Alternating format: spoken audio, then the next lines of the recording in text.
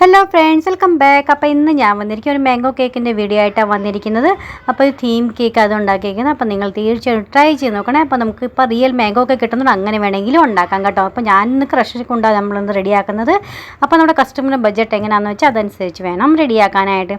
Hi friends, welcome back. Nimisha smart cooking നിങ്ങളുടെ എല്ലാവരുടെയും സ്വാഗതം. ഞാൻ നിമിഷ.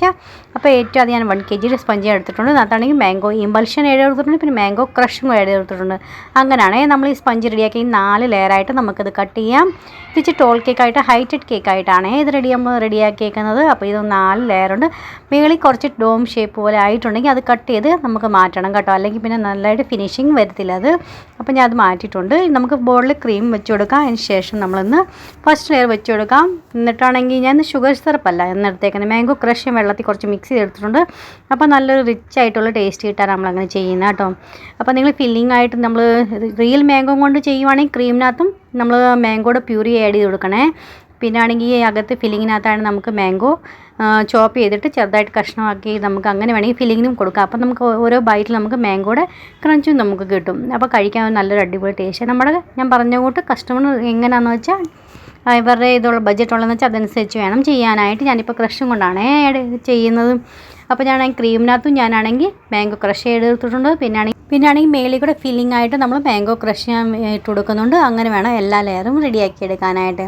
ഫ്രണ്ട്സ്, നിങ്ങൾക്ക് എൻ്റെ വീഡിയോസും എങ്ങനെ ഇഷ്ടപ്പെടുന്നുണ്ടോ ഇല്ല അറിയിക്കുക. പ്ലീസ് ഫുള്ളായിട്ട് കണ്ട് സപ്പോർട്ട് ചെയ്യണേ. പിന്നെ ഇതേവരെ സബ്സ്ക്രൈബ് ചെയ്യാത്ത കൂട്ടുകാരൊക്കെ ഉണ്ട്, സബ്സ്ക്രൈബ് ചെയ്ത് സപ്പോർട്ട് ചെയ്യണം. നിങ്ങളൊക്കെ എല്ലാവരും വീഡിയോസൊക്കെ കാണുന്നുണ്ട്, പക്ഷേ ആരും സബ്സ്ക്രൈബ് ചെയ്യുകയോ ലൈക്ക് ചെയ്യാനും മറന്നു പോകുന്നുണ്ട്. അങ്ങനെ ചെയ്യല്ലേ. പ്ലീസ് സബ്സ്ക്രൈബ് ചെയ്ത് നിങ്ങൾ സപ്പോർട്ട് ചെയ്യണം കേട്ടോ.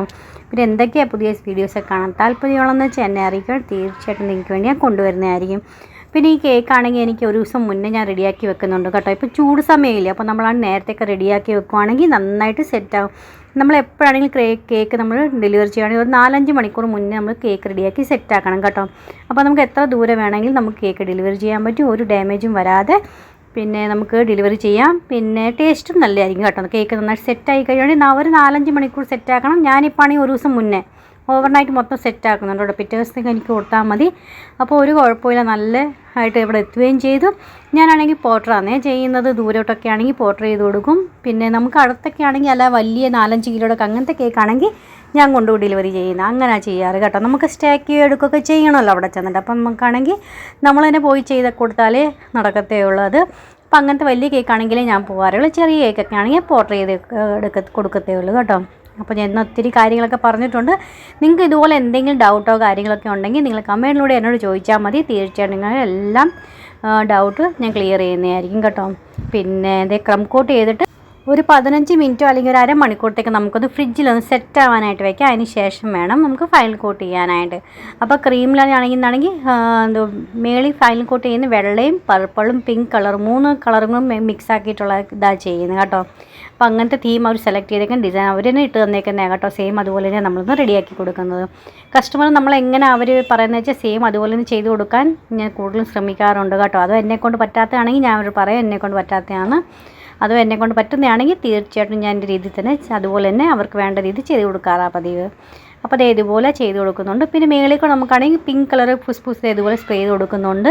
പിന്നെ ആണെങ്കിൽ ഈ പെണ്ണിനെ നമ്മളാണെങ്കിൽ പ്രിൻറ്റ് ചെയ്ത് ഉണ്ടാക്കിയിരിക്കുന്നത് കേട്ടോ. പിന്നെ അതെല്ലാം കട്ട് ചെയ്തെടുത്തേക്കുന്നതാണ്. പിന്നെ കുറച്ച് ബട്ടർഫ്ലൈസും വെച്ച് ഹാപ്പി ബർത്ത്ഡേ ടോപ്പറും വെച്ച് കഴിഞ്ഞാൽ നമ്മുടെ കേക്ക് ഒന്ന് റെഡി ആയിട്ടുണ്ട് കേട്ടോ. നിങ്ങൾക്ക് എങ്ങനെ ഇഷ്ടപ്പെട്ടോ ഇല്ലെന്ന് അറിയിക്കുക. പറയുന്ന കൂട്ട് ലൈക്ക് ചെയ്യാനും ഷെയർ ചെയ്യാനും സബ്സ്ക്രൈബ് ചെയ്യാനും മറന്നുപോലെ. നെക്സ്റ്റ് ഒരു വീഡിയോ ആയിട്ട് വീണ്ടും കാണാം. Bye friend, thanks for watching and take care.